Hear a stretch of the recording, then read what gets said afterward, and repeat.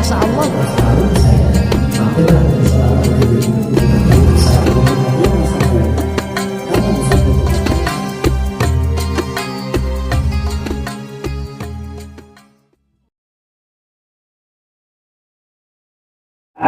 Masjid Al-Ikhlas mengadakan taklim kita yang insya Allah akan disampaikan oleh Al-Mukarram Pak Ustadz Ade Permana. Semoga apa-apa yang beliau sampaikan dapat bermanfaat dari kita semua. Untuk mempersingkat waktu, kita langsung dipersilakan kepada Ustadz Ade. Kan pede sini sudah aja biar Ustadz Muhibnya kena Ustadz geser lagi nah biar kelihatan nggak Ustadz Muhib.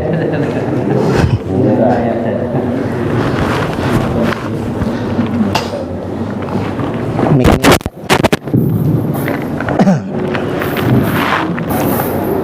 أعوذ بالله من الشيطان الرجيم بسم الله الرحمن الرحيم السلام عليكم ورحمة الله وبركاته.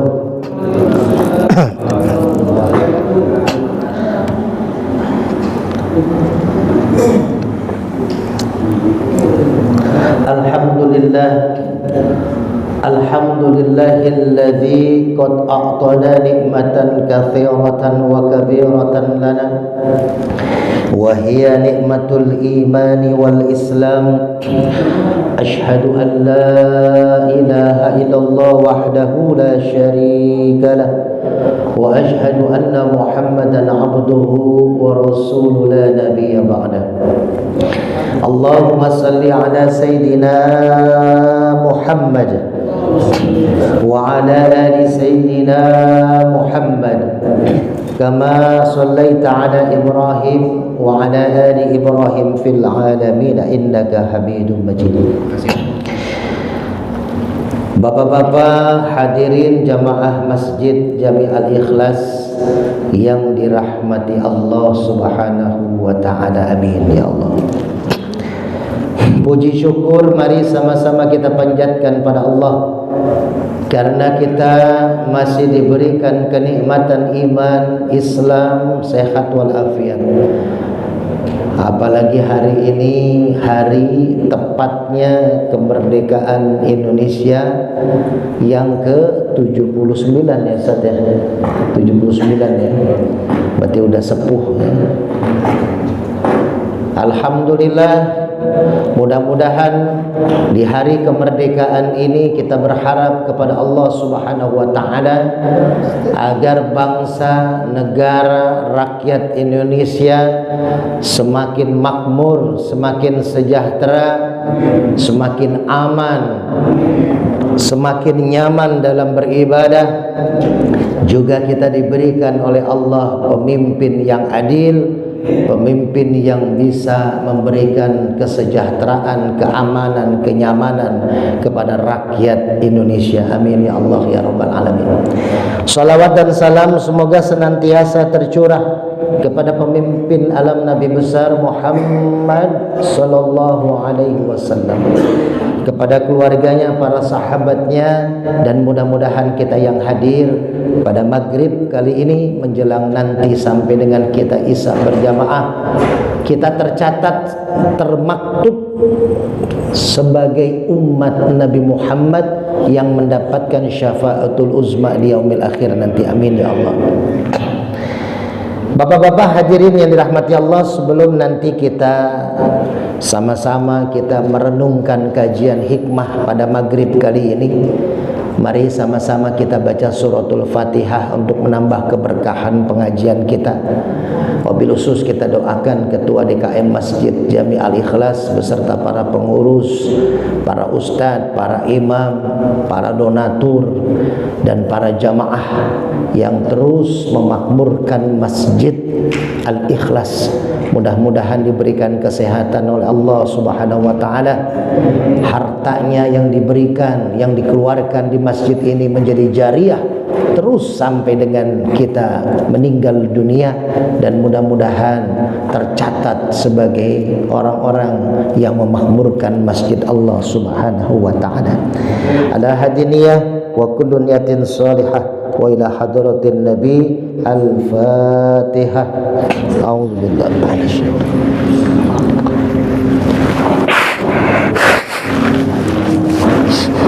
Alhamdulillah. Ar-Rahman. Iyyaka na'budu.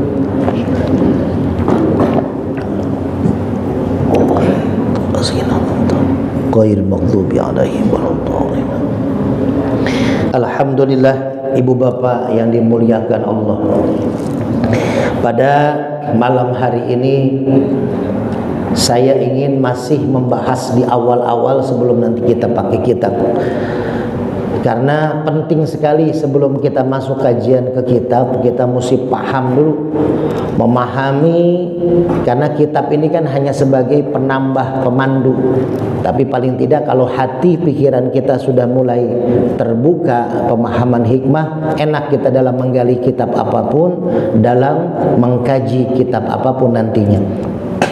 Bahasan kita pada kesempatan malam ini berkaitan tentang syukur kita dan merenungkan tentang perjuangan para pahlawan dan orang tua kita dalam memerdekakan Indonesia. Tapi saya membahasnya dengan kenapa para pahlawan ini bisa memerdekakan bangsa yang begitu besar. Bahkan kita tahu lawan-lawan penjajah pahlawan kita ini berat-berat. Belanda, Jepang, ya. Ini dengan peralatan canggih. Ya, kita terkenal kan para pahlawan kita pakai bambu runcing ya Pak ya.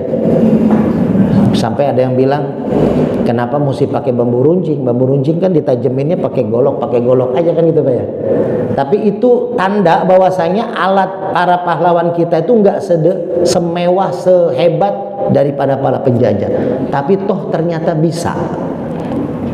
Maka kita merenungkan nih, kenapa para pahlawan ini luar biasa, bahkan ada beberapa ulama besar yang ikut dalam perjuangan kemerdekaan Republik Indonesia. Maka saya ingin titik beratkan dulu.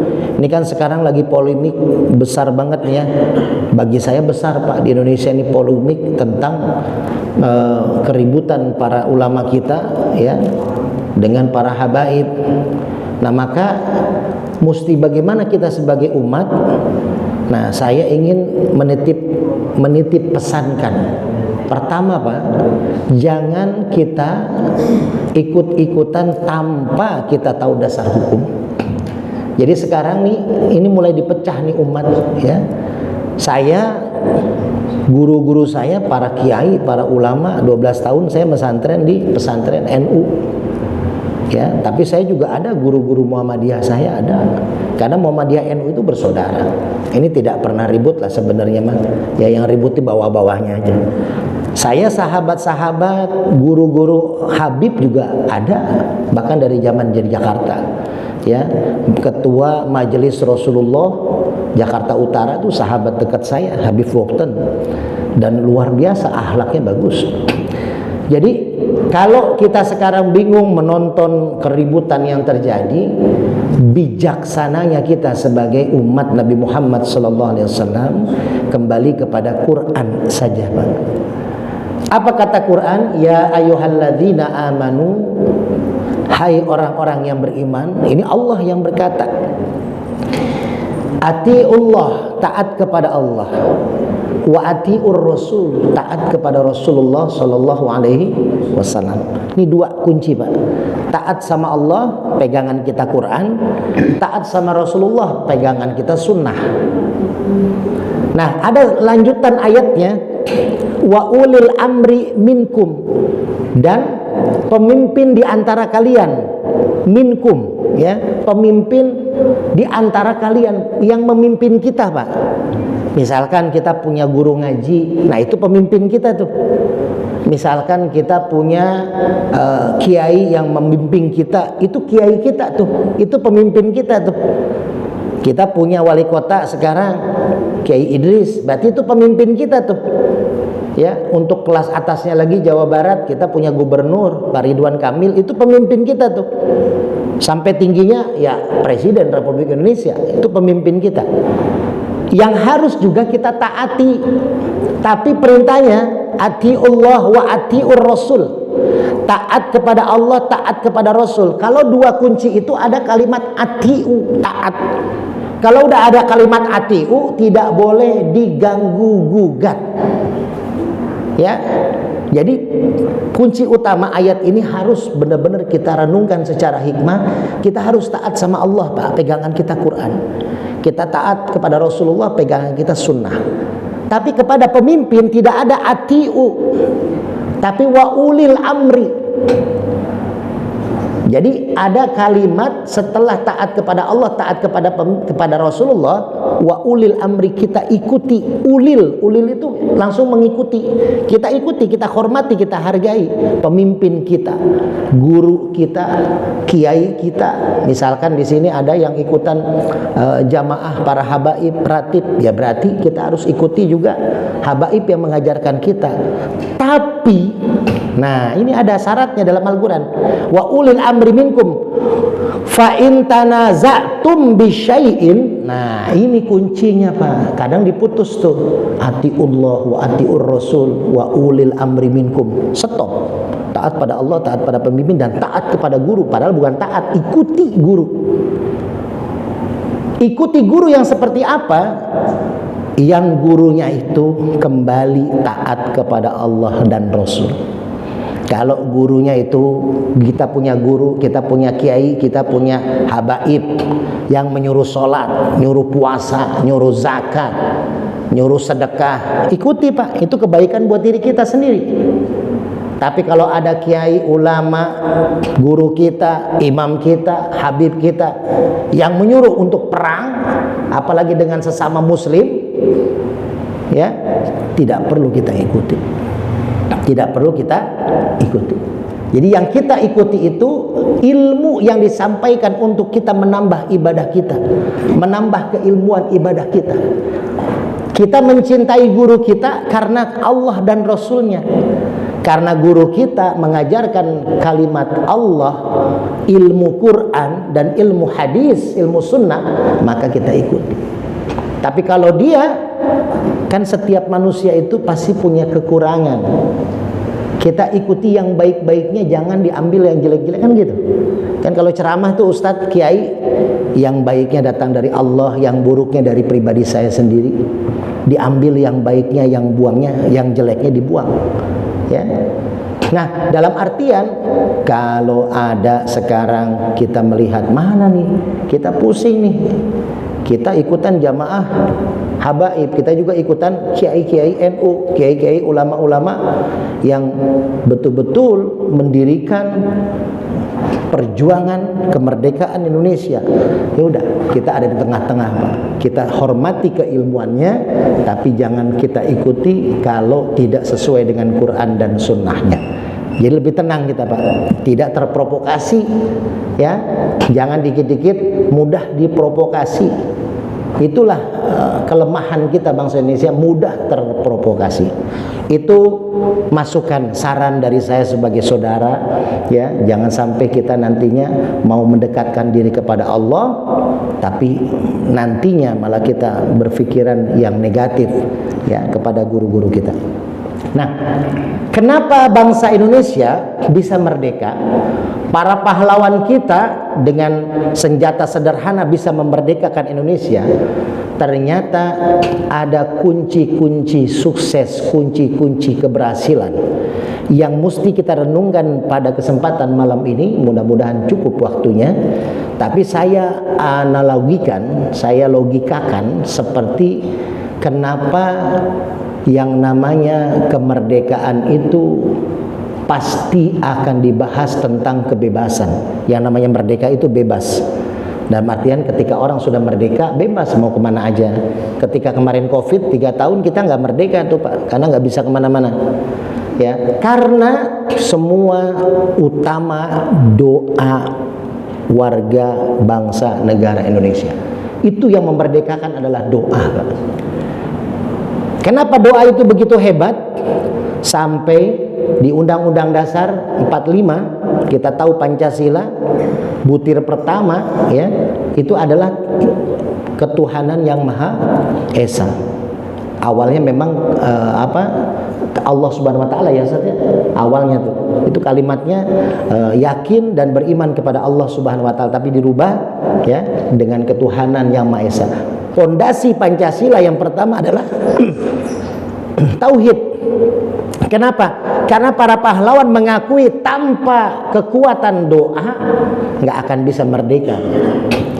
Maka pada kesempatan malam ini saya ingin bahas bagaimana doa bisa mustajabah. Ya, mungkin kita merasa, Ustadz, bagaimana sih biar doa kita diijabah oleh Allah? Ya, kuncinya Pak, kuncinya kita logikakan. Sekarang kita tahu kalau orang yang berangkat ke Mekah mau ratusan juta, kalau umroh puluhan juta, dia akan keluarkan uang untuk apa? Untuk ibadah dan doa di depan Ka'bah. Karena doa di depan Ka'bah itu mustajabah. Doa di depan Ka'bah mustajabah, tidak akan tertolak, Pak. Apa rahasianya? Ada 4 yang saya akan buka pada kesempatan malam ini. Dan ternyata kalau kita pakai yang 4 ini, kita bisa doa di rumah kita, Pak, dan diijabah sama seperti kita doa di depan Ka'bah. Kita praktekkan yang 4 ini, kita doa di Masjid Al-Ikhlas, maka doa kita diijabah seperti doa kita di depan Ka'bah. Yang pertama, kalau doa kita mau mustajabah, kenapa Mekah Ka'bah itu menjadi doa yang mustajabah? Karena pertama, Ka'bah dibangun oleh tangan orang-orang yang soleh. Pertama kali yang mendirikan Ka'bah siapa, Pak? Biar nggak ngantuk. Siapa yang mendirikan Ka'bah pertama kali? Nah, Nabi Ibrahim. Ini Nabi Adam.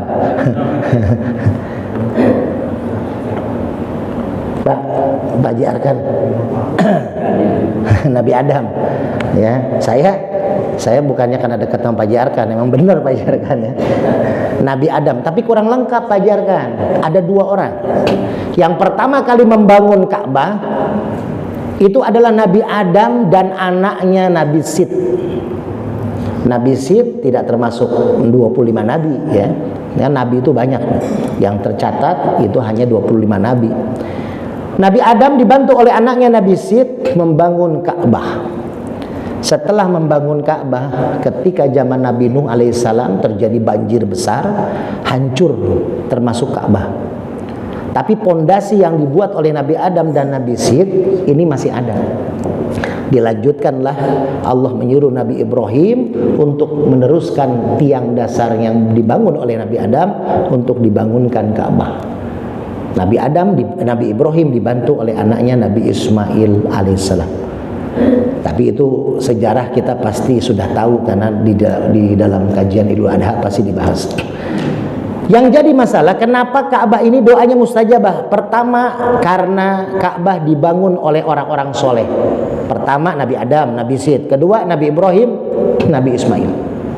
Kalau rumah kita pengen mustajabah doa kita di dalam rumah, maka pertama kita bangun rumah, Pak.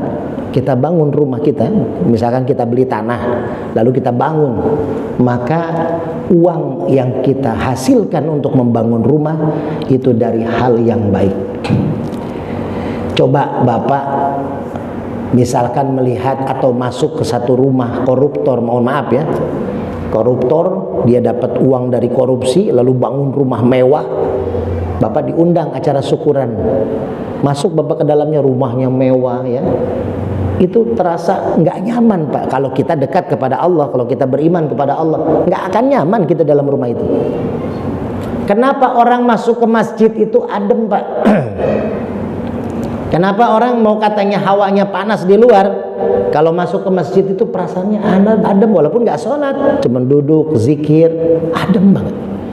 Karena masjid rata-rata dibangun oleh orang-orang yang soleh. Kenapa? Karena orang-orang yang niat mau beribadah, dia membantu membangun masjid. Karena Nabi Adam dan Nabi Sid membangun Ka'bah niatnya untuk ibadah.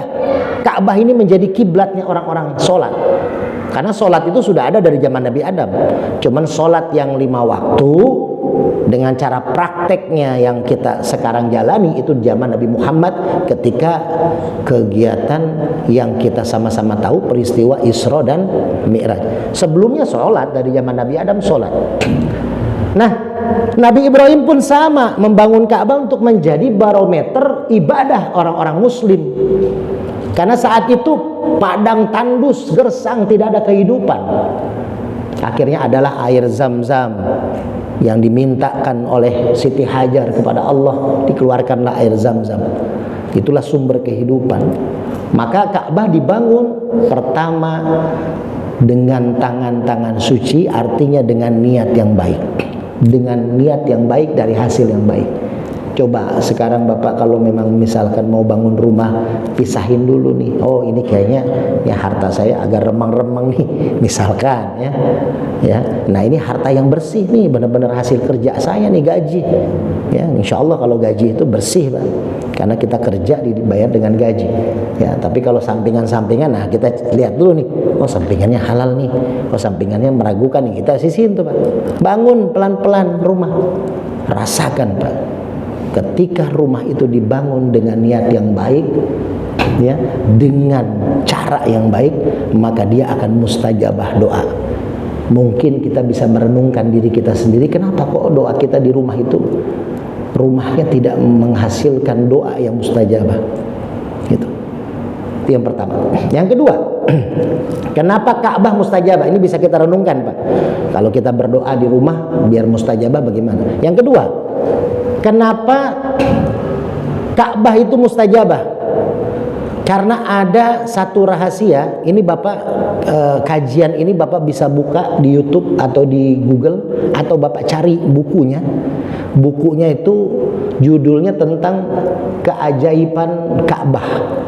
Ya, karangan guru tasawuf ya terkenal di Indonesia, bahkan sudah di Asia dia terkenal, yaitu namanya Agus Mustafa. Kiai Haji Agus Mustafa, boleh Bapak cari di Google ya. Jadi saya ada bahan kitab bisa didiskusikan dulu, tebel banget, Pak. Wah, luar biasa bahasannya, bahasan tasawuf. Beliau ahli nuklir Indonesia. Ahli nuklir, Pak. Jadi beliau ketika menjabarkan Quran secara benar-benar hikmah, mendetail. Apalagi kalau Bapak beli bukunya, itu bukunya selalu bestseller. Apalagi kalau Bapak beli bukunya, saya nggak kenal sama Kiai Agus Mustafa ya. Jadi saya nggak ada menyuruh beli itu karena memang kenal, tidak ya. Bapak kalau mau beli bagus, ilmu itu buat bahan renungan. Ada judulnya tentang Isra Mi'raj. Bapak beli bukunya, Pak, dijamin kalau Bapak baca dari awal sampai akhir, Bapak akan paham kenapa peristiwa Isra Mi'raj itu dibuka dengan kalimat subhanallah, subhanalladzi. Itu dibuka secara dahsyat, Pak. Perjalanan Isra-nya, perjalanan Mi'rajnya, ayatnya, sampai dengan teknologi atomnya. Kenapa Rasul dari Mekah ke Madinah itu yang jaraknya luar biasa, dari Masjidil Haram ke Masjidil Aqsa, dari Mekah ke Palestina, Pak, pakai buruk kan, kita tahu peristiwanya. Itu pesawat tercepat aja tidak bisa mengalahkan buruk, Pak. Kok bisa? Nah, itu diceritakan buruk itu apa. Terus dari Mi'raj, dari Masjidil Aqsa Palestina naik ke langit dengan kecepatan lebih cepat daripada kecepatan cahaya. Kalau manusia logikanya hancur badan kita, Pak. Coba lihat di YouTube, orang kalau sudah ketinggian berapa adalah dalam pesawat itu sudah oleng kehabisan oksigen. Nah, Rasulullah bisa sampai ke langit ketujuh. Itu diceritakan dengan teknologi nuklir, teknologi atom, tapi semua dalilnya ada dalam Al-Quran. Itu luar biasa, Pak. Jadi orang pintar nih, Kiai Haji Agus Mustafa ini diakui di Asia. Nah, ini orang Indonesia asli, Pak. Bapak beli buku-bukunya tuh bestseller, ya, boleh di Google. Nah, yang kedua, kata Agus Mustafa ini, keajaiban doa mustajabah di depan Ka'bah ini karena ada batu Hajar Aswad. Batu Hajar Aswad. Batu ini batu apa? Ada banyak yang punya pemikiran bahwasanya pertama batu ini adalah batu dari surga. Tapi ada yang mengatakan ini batu meteorit, ya, batu meteorit yang turun, jatuh, batunya tadinya warnanya putih, lalu dipasang di Ka'bah, lalu karena sering diciumin katanya gitu ya, atau menyerap energi negatif dari manusia, maka menjadi hitam. Maka Umar bin Khattab mengatakan batu Hajar Aswad ini batu biasa. Bukan batu hebat, bukan batu yang punya kekuatan magic gitu ya. Karena kita nggak boleh juga mempercayai benda ya, karena ini nanti syirik gitu. Ini batu, kita kan pakai cincin, Rasulullah juga pakai cincin kan. Nah ternyata kenapa pakai cincin, kata orang nih, orang yang punya energi positif secara hikmah, wah ini energinya bagus nih batunya. Ternyata benar Pak, batu itu bisa menyerap energi. Ini saya kupas nih. Batu Hajar Aswad itu adalah salah satu kenapa doa mustajabah kita di depan Ka'bah, karena ada batu Hajar Aswad Pak. Kenapa? Batu itu ternyata dia menyerap energi. Kalau dicek ya, batu-batu cincin Bapak punya atau batu-batu di rumah Bapak yang nempel di dinding, itu kalau dites, dilihat pakai alat untuk melihat, itu ternyata hidup Pak. Itu bukan benda mati.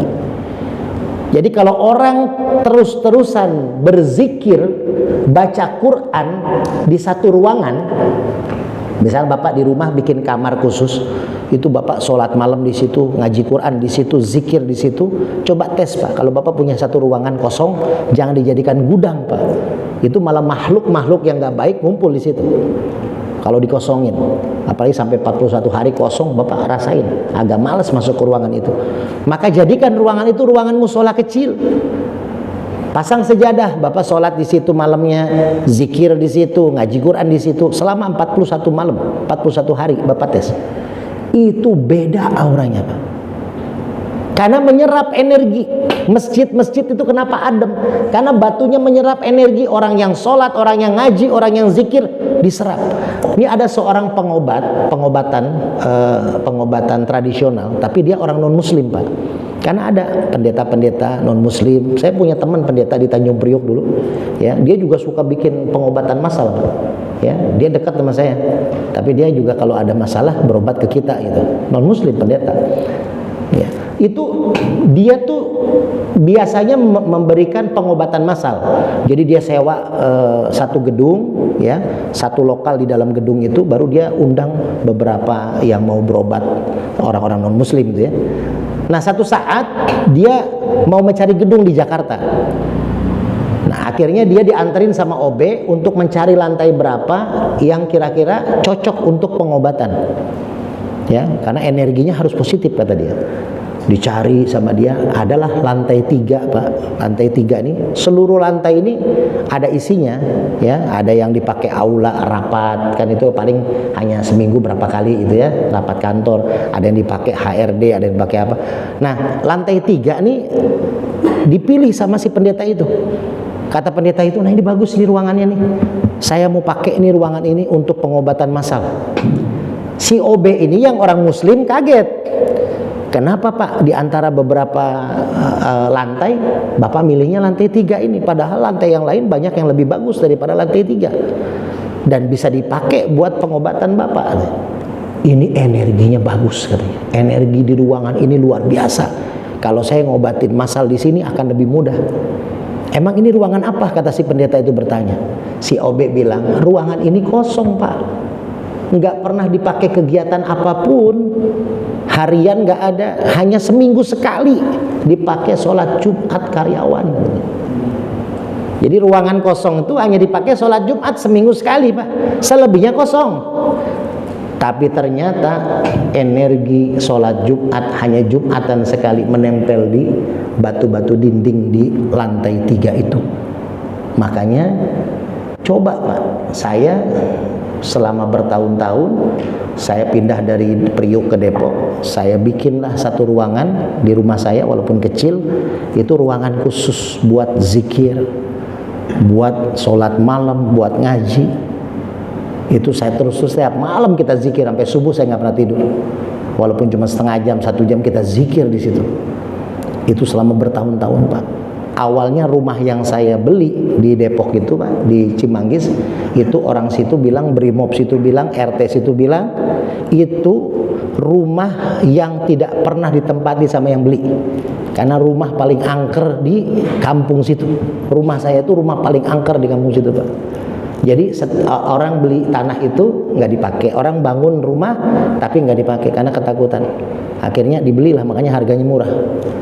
Ya, tapi benar waktu awal saya pindah, Pak, anak saya yang pertama sampai kemasukan, Pak. Anak saya yang laki-laki yang sekarang di Purwakarta, baru nginep semalam langsung kemasukan tuh. Ya.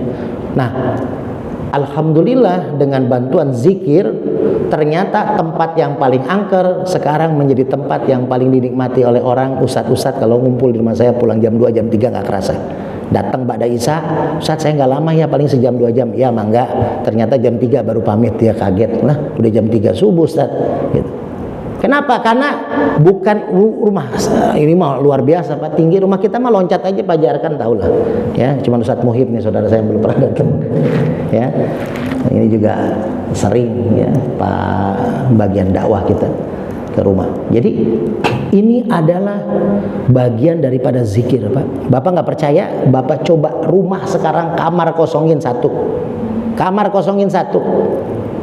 Bapak fokus kamar itu, nggak usah pakai tempelan-tempelan musola lah. Yang penting sejadah aja tebar 1. Nggak usah kamar lah, ada ruangan kecil 1 aja sejadah. Bapak fokus itu zikir tiap malam, walaupun nggak usah banyak-banyak, Pak. Sholat taubat 2 rakaat, sholat hajat 2 rakaat. Kalau Bapak sempat tidur ba'da Isya, sholat tahajud 2 rakaat, tutup sholat tahajud.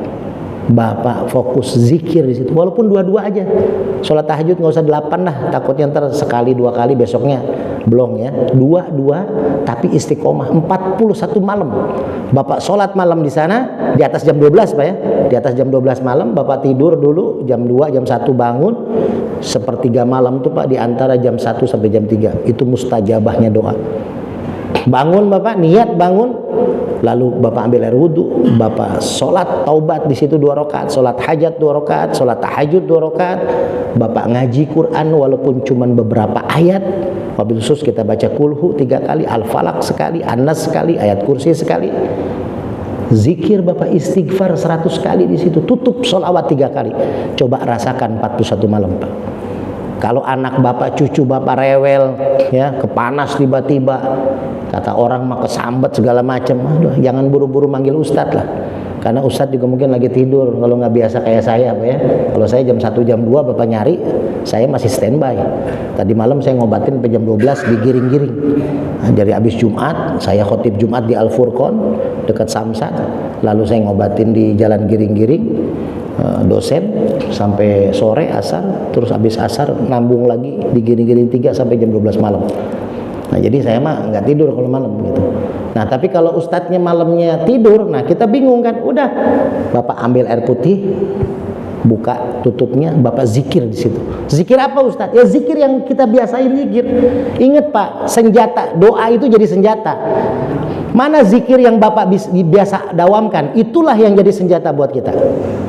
Bapak zikirnya apa? Kalau mungkin orang-orang yang dekat sama saya pernah saya kasih amalan, Pak ajarkan, ya Kang Yudi, ya baca zikirannya apa? Ya Jabar ya Kohar buat benteng, ayat kursi. Itu dibaca aja yang biasa Bapak baca di ruangan itu. Baca kulhu, al-falak, an-nas, ayat kursi. Udah baca syahadat dulu, buka, baca itu, udah tutup sholawat, tiup airnya. Yakin sama Allah, yakin ruangan itu sudah kita sterilkan.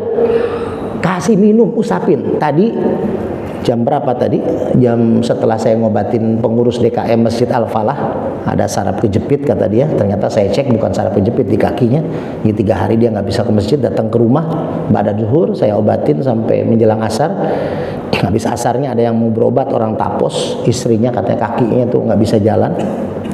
Badannya panas, cuman karena saya nggak bisa mau ngajar di sini, saya bilang besok siang saja saya ke Tapos. Nah dia darurat, akhirnya dia minta air, saya transfer zikir dari rumah ke Tapos. Jadi dia siapin air, dibuka airnya, minumin, olesin ke leher, olesin ke pundak, adem langsung Pak turun. Itu jarak jauh tuh Pak, dari rumah saya Cimanggis ke Tapos. Apalagi di ruangan Bapak tiup sendiri airnya. Ustadz Jamal Giring-Giring pernah ke rumah saya. Itu kakaknya beliau di Madura apa di mana ya? Itu dia sakit. Kakaknya itu bisa ngobatin orang katanya, sakit. Jadi benar-benar dia nggak berani tinggal di rumahnya, takut. Jadi ditinggal di rumah anaknya. Lalu video call Ustadz Jamal tuh. Video call Ustadz Jamal dengan kakaknya, dengan anak kakaknya juga. Jadi jarak jauh saya obatin pakai video call, Pak. Kita siapin air, kita transfer zikir, lalu diminum, diusapin. Saya bilang ada terasa panas nggak? Ada terasa panas di punggung kanan, kata si bapaknya, si kakaknya itu. Saya bilang mananya buka bajunya, di punggung sebelah kanannya, di belakang tuh ada tanda 2. Pas dibuka ada tanda lahir 2 gede. Ya. Nah, saya bilang usapin air zikirnya ke belakang punggung. Alhamdulillah cerah, kata Ustaz Jamal. Udah mau pulang lagi ke rumahnya. Yang kayak gitu-gitu Pak, hebat dong. Doa itu nyampe Pak kemana-mana. Doa itu kan yang menyampaikan Allah. Nah, batu Hajar Aswad itu bagaikan mic nih Pak. Saya kalau ceramah nggak pakai mic ya, paling kedengaran hanya ruangan ini. Di luar mah nggak kedengaran. Tapi kalau saya pakai mic keluar. Maka batu Hajar Aswad itu ketika kita berdoa depan Ka'bah, depan batu Hajar Aswad, dia menjadi mic Pak, lebih cepat nyampe kepada Allah Subhanahu wa taala. Allah Maha mendengar. Ya, tapi getarannya itu cepat ke arasy. Jadi batu itu menghantarkan, batu Hajar Aswad itu menghantarkan getaran. Makanya ketika tahun 95 kalau tidak salah ya, itu jamaah haji saat itu, kalau Bapak jamaah haji tahun 95 pasti ingat ada peristiwa hujan lebat di Mekah, di Masjidil Haram. Itu saya dengar ceritanya dari Kiai Abdul Mustofa itu, Agus Mustofa itu, dari bukunya tahun 95. Itu ada peristiwa besar ya, itu ada hujan besar, ada petir menyambar Pak. Biasanya petir menyambar tuh gedung yang paling tinggi kan. Gedung yang paling tinggi di Mekah itu adalah Hotel Hilton. Begitu ya Ustaz Muhib ya. Ustaz Muhib kan suka banyak tender. Hotel Hilton yang punya Paris Hilton tuh Pak. Ya. Nah, Hotel Hilton tuh tinggi. Ternyata semua jamaah haji tahun 95 di Masjidil Haram itu ketika hujan lebat melihat petir tidak ada yang menyambar Hotel Hilton. Semua petir menyambar batu Hajar Aswad yang ada di Ka'bah. Bapak cek di bukunya itu. Bapak cek di berita. Tahu di Google ada apa enggak tuh. Itu menyambar batu Hajar Aswad. Kenapa? Karena batu Hajar Aswad itu menyimpan energi besar. Jadi petir tersiram di batu itu. Makanya Pak, yang ponari dulu yang terkenal ya, pakai batu celupin diminum. Aduh, saya pribadi ya, memang batu bisa ini. Cuman kan ini kan diduitkan, jadi komersilkan gitu. Memang batu yang Bapak kalau pengen batu ya, batu cincin Bapak pakai sholat, Bapak pakai zikir, itu menyerap energi Pak otomatis. Tapi jangan percaya dengan batu ini bisa begini, bisa begitu. Syirik itu. Ya. Makanya saya kalau buka dompet nggak ada jimat-jimatan Pak. Ya, kalau namanya orang hikmah kan biasanya bikinin jimat, wakfak apa segala macam. Janganlah kalau saya pribadi ya, terserah kalau orang mau begitu ya. Kalau saya doa kekuatan tuh di doa, di zikir. Di dompet saya tuh nggak ada apa-apa Pak, nggak ada wakfak, nggak ada jimat segala macam. Cuman ada satu apa? Rambut ibu saya. Karena saya guru hikmah saya menyuruh untuk sungkem ke kaki ibu kita selagi masih hidup. Alhamdulillah saya sebelum ibu saya meninggal, bapak saya juga udah meninggal, itu saya sempat cuci kaki ibu saya sampai 3 kali sehabis sholat Jumat. Lalu akhirnya kita pakai mandi, nggak pakai minum. Ya, untuk apa? Minta maaf sama orang tua kita. Lalu minta ikhlasnya rambut ibu, saya minta 9 lembar. Saya bungkus, sudah masukin dompet. Apa? Karena kita waktu kecil Pak, kalau kita luka, jatuh, itu pakai rambut ibu kan gini-gini. Jadi nggak ada kita meyakinkan itu, cuman kita karena sayangnya seorang ibu. Karena doa ibu itu tidak akan tertutup hijab, tidak akan tertutup. Ya. Maka Hajar Aswad itu energinya, Pak. Tapi jangan juga kita meyakinkan karena Hajar Aswad ini wasilah aja, jembatan. Kayak ada yang datang minta air Ustaz, ya kita bacain doa. Bahkan ada salah satu jamaah saya bawa alat tester tuh, Pak. Air. Ini air, misalkan air fit berapa PK gitu ya. Nah, terus saya bacain doa. Dites lagi sama dia, PK-nya naik gitu. Karena air doa itu diakuin sama profesor dari Jerman sudah meneliti. Kenapa air Zam-Zam itu PK-nya tinggi? Karena banyak orang zikir doa di situ, Pak. Yang penting kita yakin nggak sama Allah doanya, itu aja. Kalau kita nggak yakin, makanya berobat itu, Pak, harus yakin kepada Allah, harus sugesti sama orang yang ngobatin. Kalau enggak, percuma, Pak, keluar duit ratusan juta, miliaran, kita nggak sugesti sama orangnya, nggak yakin sama Allah, nggak akan sembuh. Kan ada orang yang berobat ke dokter karena udah seneng sama dokternya, belum diobatin aja udah sembuh ngeliat dokternya. Ada gitu kan, Pak? Anak kita dibawa ke satu dokter, langsung ketawa-ketawa ngeliat dokternya. Nah, saya semalam ngobatin ponakannya Pak Haji Azrizal yang di PDAM Kota Depok. Itu umur 4 tahun, laki-laki. Jadi dulu jatuh, jadi tangannya ini, Pak, kegeser tulang belakang ini. Diobatin sama nenek-nenek gitu, tukang urut katanya, tapi ternyata tambah parah. Akhirnya saya pegang sekali, ini yang kedua kali semalam saya pegang sekali, udah mulai kegeser ke tempatnya. Ya mudah-mudahan lah, karena ini udah agak lama dan sudah salah pegang, ini agak ngeri. Dan apa orang tuanya lihat, ada di video YouTube saya baru diupload tadi, itu dia ketawa-ketawa ketika saya urut, padahal sakit tuh, Pak. Karena saya bikin dia ngobrol gitu. Kalau kita ngobatin, ada dokter yang mau nyuntik, diajak bercanda dulu, dikasih mainan dulu, nggak kerasa nyuntiknya kan gitu. Jadi intinya, Pak, semua penyakit itu kan sudah jelas pasti ada obatnya, dan obatnya itu dari siapa? Dari Allah. Yakin nggak kita ke Allah?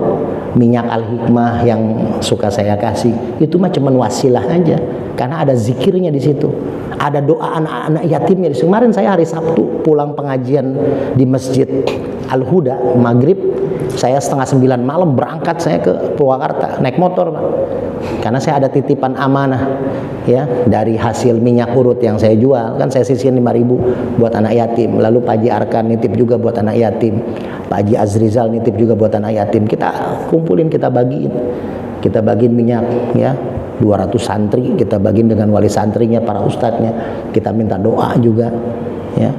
Ini keberkahan, Pak. Sampai jam 2 pagi sampai pesantren kita bagikan, kita senengin anak-anak yatimnya, kita senengin anak-anak santrinya. Malam itu saya langsung ke Pasar Senen jam 1 malam beli sate marangi, sambil ngantuk-ngantuk gitu naik motor capek ya, kita beli sate marangi buat anak santri, makan bareng, doain khusus nih yang nitip-nitip doa. Insya Allah nyampe, asal kita yakin sama Allah. Apalagi santri ini adalah pejuang agama Islam. Dan di situ anak yatimnya luar biasa, Pak. Karena pesantrennya namakan Insan Kamil Payatiman. Kenapa jauh-jauh saat ke Purwakarta? Ya banyak, saya juga punya teman-teman di Depok juga yang punya anak yatim, kita sering santunin. Cuman kita gilir mana orang-orang yang lebih mustajabah. Saya hampir setahun ini, alhamdulillah. Ini yang kedua, Pak. Ya. Jadi orang ini mengobati masal di satu tempat di aula karena dipakai Jumatan seminggu sekali. Nah, masa rumah Bapak yang dipakai zikir, maji Quran tiap malam nggak lebih hebat daripada gedung yang dipakai cuma sejumat sekali? Gitu, Pak. Bikin ruangan sekarang. Kalau Bapak lagi sakit nih, Kang Yudi, bikin ruangan di rumah. Bikin sholat, zikir di situ. Yang zikir dari saya. Bikin air tiap malam sendiri aja. Buat mandi, buat minum. Minumin, olesin. Insya Allah. Yakin sama Allah. Yang memberikan kesembuhan itu Allah. Kalau kita yakin, kun fayakun. Yang ketiga, kenapa Ka'bah itu mustajabah? Berapa menit lagi nih? Masih ada waktu ya? Ntar ingetin, nanti ingetin. Nah, yang ketiga, kenapa Ka'bah itu mustajabah doanya? Karena orang-orang sholat di bumi tiap saat itu menghadap Ka'bah. Coba sekarang nih, Pak, kita berapa menit lagi sholat Isya? Tapi ada di belahan Indonesia bagian barat sedang sholat subuh. Ada lagi Indonesia bumi bagian mana sedang sholat duhur. Kan bumi itu berputar tuh. Jadi setiap waktu sholat pasti akan ada orang yang sholat menghadap Ka'bah. Jadi energinya tuh terpancar di Ka'bah tuh. Jadi Ka'bah itu seperti sinyal internet yang semua orang ngisi ngecas di situ. Makanya kenapa kita baca sholawat akan memberikan kebalikannya kepada kita. Innallaha wa malaikatahu yusholluna 'alan nabi ya ayyuhalladzina amanu shallu 'alaihi wa sallimu taslima. Allah dan Rasulnya yusalluna 'alan nabi, bersolawat. Ini ada ustadz yang ceramah, Allah dan Rasulnya solat kepada Nabi gitu ya. Ini hati-hati juga nih, banyak ustadz-ustadz yang jadi-jadian nggak pernah pesantren tapi pengen buat tafsir masing-masing. Ada tuh lagi viral ya Ustadz Muhib ya. Innallaha malaikatahu yusholluna nabi Allah sama malaikat aja sholat kepada Nabi Muhammad itu. Masya Allah. Hati-hati Pak ya, nyari guru jangan dari internet, jangan dari YouTube. Kalaupun dari YouTube harus ada guru yang benernya ya, biar bisa bertanya. Sih ada Ustadz Muhib Umar sahabat saya, beliau alumni Gontor ya, jadi bisa bertanya-tanya. Nah, sholat orang seluruhnya menghadap Ka'bah, tersirap energi Ka'bah tuh. Walaupun Ka'bah itu bukan pertama kali menjadi kiblat sholat. Yang pertama kali kiblat sholat di mana Pak? Siapa yang jawab Aqsa? Siapa yang jawab Aqsa tadi? Siapa yang jawab Aqsa tadi? Atas serah bapaknya, bapak Pak. Dipakai Pak minyaknya Pak ya. Saya nggak bawa banyak lagi habis stoknya, habis dibagiin ke pesantren. Nah, Masjid Al-Aqsa itu awal kiblat, makanya kita sedih Pak, Palestina gempur, tapi memang ini ujian, tapi luar biasa ya saudara-saudara kita di Palestina. Doa Pak, setiap habis sholat doakan Palestina. Yang terakhir, yang keempat ya, Ka'bah ini menjadi tempat mustajabah doa karena keliling Ka'bah ketika orang berangkat haji umroh tuh melaksanakan 7 kali ya, apa namanya? Tawaf 7 kali. Labbaik Allahumma labbaik, labbaik la syarika laka labbaik. Itu artinya kita dikasih waktu 1 minggu 7 hari, Senin sampai Minggu Pak. Maka kita keliling Pak, silaturahim. Kalau kita mau doanya mustajabah, tetangga kita keliling silaturahim. Kalau kita masak, kata Rasulullah kan kalau masak sayur lebihin kuahnya, tapi jangan ngasih kuahnya doang. Ini ngasih sayur asem, banyak banget di satu panci. Kok air doang? Kok ada jagung satu? Jangan ya. Ya bikinlah. Jadi bahagiakan tetangga. Nanti kita bahas lagi di pertemuan yang akan datang bagaimana luar biasanya kita berbaik kepada tetangga. Karena jangan sampai tetangga nyium bau masakan kita, tapi dia hanya bisa mencium dan tidak merasakan bagaimana masakan kita. Makanya jangan masak sedikit-sedikit, kalau masak banyak-banyak Pak. Kirim ke tetangga, dan kalau ada lebih boleh dikirim ke Cimanggis ke rumah saya. Itu ya. Itu saja. Mudah-mudahan ada manfaatnya. Ya insya Allah bulan depan kita sudah masuk di bulan Maulid ya. Mudah-mudahan bikin Maulid ketua. Jadi nanti saya ada materi tentang Maulidnya. Kalau misalkan masih bisa kita ngisi Maulid, nanti saya ada kenapa Maulid gitu ya. Nanti adalah kita ini. Mudah-mudahan ada berkahnya. Sehat semua ya. Kang Yudi juga berkah, sehat. Pak Ketua, semuanya, Ustadz Muhib, yang mudah-mudahan kajian kita walaupun sederhana sedikit tapi istiqomah insyaallah. Kita sambung lagi nanti pada Isya ya, maksudnya sambung ngobrol ya Ketua.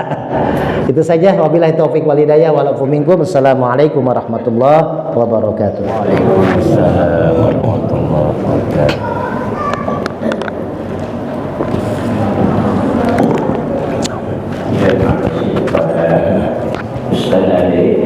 Ada Pak Haji ya? Dari tadi ada di sini. Enggak ngelihat saya. Kalau ada kan pasti saya sebut. Wah, pakai ilmu apa ini? Ilmu Sukabumi apa ilmu Cianjur? Saya kangen maghrib Isya, saya di Masjid Al-Hikmah semalam. Maghrib Isya. Oh, iya ada Pak Rizal bilang. Saya kangen banget sama Pak Haji Hendra. Iya. Ini kemana? Pak Haji Hendra, lihat dulu sini. Nah, Pak Haji. Nah. Kita foto dulu.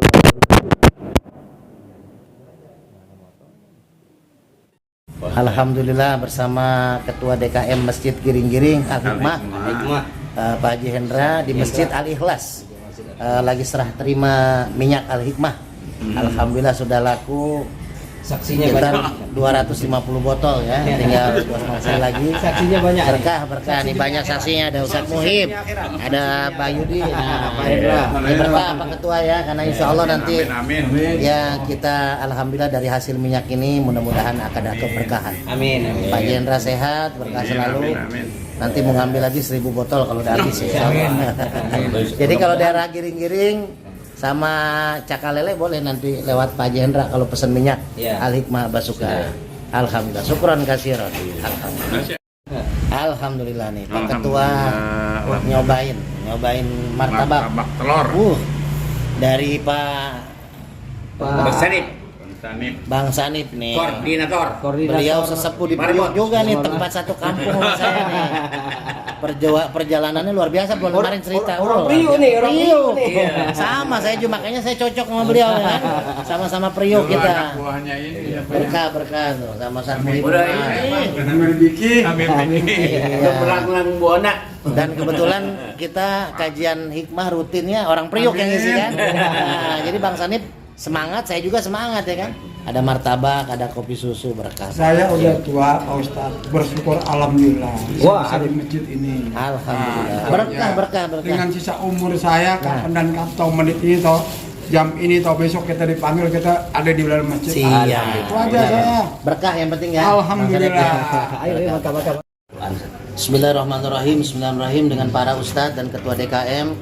Kita di masjid dapat kabar Kiai Asep Pimtoya, paman saya, pimpinan pondok pesantren Insan Kamil Payatiman Purwakarta yang baru saja saya kemarin ke sana sedang dirawat di rumah sakit. Mohon doanya para ustadz, ketua DKM, mudah-mudahan Pak Kiai Asep diberikan kesehatan oleh Allah. Amin. Karena beliau sangat dibutuhkan oleh para santri untuk melanjutkan kegiatan-kegiatan di pondok pesantren. Insya Allah kita ya mengurusi umat juga. Amin. Kita baca Fatihah dipimpin oleh Ustadz Muhib Umar. Ustadz Muhib Umar. Ayo Pak Jendra. Mangga Pak Jendra. Kalau niatin sore berhadirin tapi khususon Bapak Asep Pimtoya. Asep Pimtoya, mudah-mudahan Rabbana syifa. Amin. Amin ya Rabb. Al-Fatihah A'udzubillahi minasyaitonir rajim. Bismillahirrahmanirrahim. Alhamdulillahirabbil alamin arrahmanir rahim. Iyyaka na'budu wa iyyaka nasta'in. Amin ya mujib basa ini. Amin ya Allah. Irhamna ya Rabbana. Allahumma barakatil fatihah wa bi'izzatil fatihah wa bil karomatil fatihah. Allahumma bihaqqil fatihah wa syiril fatihah. Allahumma bihaqqil fatihah.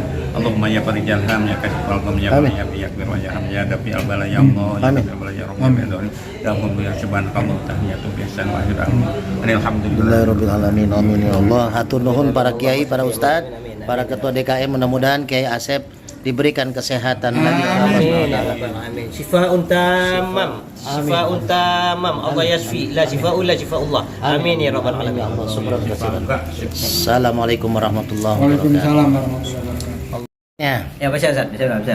Maka Muhammadun aba ahadin min rijalikum walakin Rasulullah wa khataman nabiyyin wa kana Allah bikulli syai'in alima. Baca Al-Ahzab ayat Al-Ahzab ayat 40. ayat 40. Artinya saya baca artinya. Coba. Muhammad itu bukan bapak dari seorang di antara kamu, tetapi dia adalah utusan Allah dan penutup para nabi. Betul. Dan Allah Maha mengetahui segala sesuatu. Pengertiannya? Nah, pengertiannya makana Muhammadun, makana ini penekanan. Ma itu la, lebih tegas daripada la. Makana Muhammadun, maka Nabi Muhammad itu bukan bapak dari laki-laki. Bukan bapak dari laki-laki, mirjalikum, dari laki-laki kamu. Bukan bapak dari laki-laki kamu. Jadi bapak Nabi Muhammad tidak punya anak laki-laki. Ya, ada tapi meninggal. Tapi meninggal. Ini penegasan ayat ini. Walakin Rasulullah, tetapi Rasul itu adalah wa khatamal nabiyyin, penutup para nabi. Wa kana Allah bikulli syai'in alima. Maka dari itu Allah itu adalah yang Maha mengetahui segala sesuatu. Nah, ini seperti surah Al-Kahfi. Berapa orang di gua, hanya Allah yang lebih tahu. Betul. Begini juga ini tentang ini mungkin. Nah, Gitu, Artinya gini Artinya, Pak, ini Iya. diluruskan oleh para ustadz. Jadi Betul. ketika ada yang pendapat seperti itu, nah dibuka itu. Iya, apa kita namanya, kembali kepada Quran ya. Quran. Yang tadi saya sebutkan di dalam kajian tuh, atiullah wa atiur rasul. Jadi wa ulil amri itu bukan taat, tapi adalah kita ikutin kalau dia pun taat kepada Allah dan Rasulnya, pegangannya Quran. Jangan ngarang-ngarang. Nah, jangan ngarang-ngarang dan jangan lanjut daripada ayat antum baca itu Ustaz. Coba lanjutnya wa atiullah wa atiur rasul wa ulil amri fa in tanazatum bi syai'in bisyai'in farudduhu ila Allah wa Rasul. ilallah wa rasul. Jadi kembali kepada Quran dan Sunnah. Iya, betul. Kalau Ya. kalian bertentangan Nah, ya. apa yang diurus dan disuruh wa ulil amri minkum wa Betul, ulil amri minkum. betul. Kalau masalah ati Allah wa ati Rasul tidak ada bentangan. Tidak ada pertentangan. Wa Wajib ulil itu. amri minkum. Yang perlu di sini kalau ada bertentangan farajahu ila Allah Allah wa Rasul. rasulihi. Iya. Kalau ada bertentangan di sini khilaf apa tentang pemahaman ini kembali pada Balik, Quran dan betul, hadis. betul. Taraktu Jadi- fikum amraini. Iya. Kitabullah Wa sunnatur wa Rasul. sunnatu Rasulullah. Aku Jadi- tinggalkan buat umatku dua perkara. Al-Quran dan hadis. Nah, jadi jangan mudah terprovokasi. Amin. Amin. Ya, kita mesti punya dalil. Semua umat Islam harus bersatu. Ini 17 Agustus merayakan kemerdekaan Indonesia. Amin. Dalam artian kita umat bersatu. Jangan pengen menang sendiri. Nah. Jangan merasa benar sendiri. Betul. Karena kebenaran itu hanya milik Allah. Kita mengikuti Quran dan Sunnah Rasulullah. Berkah diskusi hikmah kita malam ini. Alhamdulillah. Munasah Aceh sepi, gelap, nggak ada kegiatan apapun dan tidak ada makhluk apapun kecuali makhluk yang tak terlihat. Akhirnya OTW pulang dulu setelah kajian dan diskusi hikmah. Alhamdulillah. 8 hamil di sini. Kalau kuasa Allah